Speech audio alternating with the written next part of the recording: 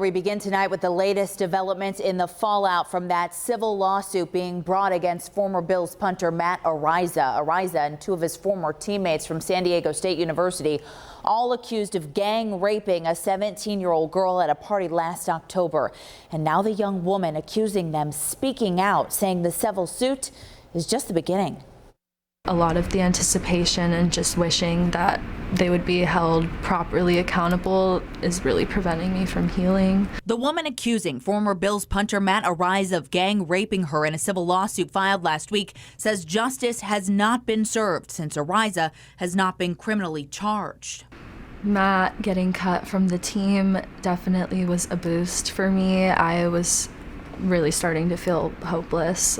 Araiza's accuser speaking out in her first ever TV interview with our sister station in San Diego, saying she feels Araiza should have never made it to an NFL team given the serious accusations against him. Of course, I do wish that something was done sooner. I wish that he was never drafted, but that is just how it is. I'm trying to be as understanding as possible. The Bills cut Araiza, nicknamed the Punt God, after naming him the starting punter shortly after the lawsuit dropped last week. The woman says she was in a car when she heard the news.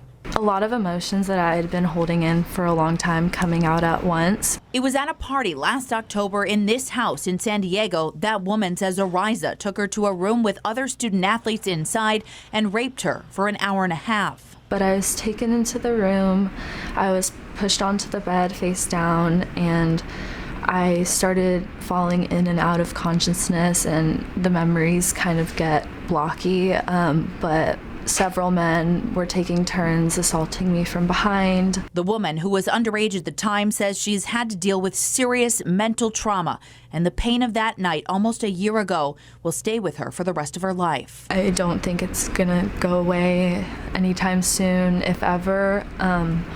I think a big step will be if charges do get filed. I honestly think that that would give me a lot of closure. Araiza, his legal team, and his family adamantly deny the allegations, his parents calling the accusations salacious rumors in a statement last night, saying the legal system needs to find the facts and decide. Everything in this case is being handled and handed over to the San Diego County District Attorney. You can read their full statement right now on WKBW.com. According to the National Sexual Violence Resource Center, less than 3% of rape allegations are found to be false. And the accusations are once again putting the conversation surrounding sexual assault and the difficulties of coming forward back in the spotlight. Experts at the YWCA say if you are a survivor of sexual assault or rape, the first thing you should do is report it immediately and then go to a nearby emergency room.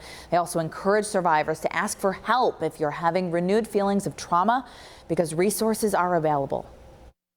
Know that there are people throughout Western New York who hear you, who believe you, who know that what happened to you in the past should never have happened.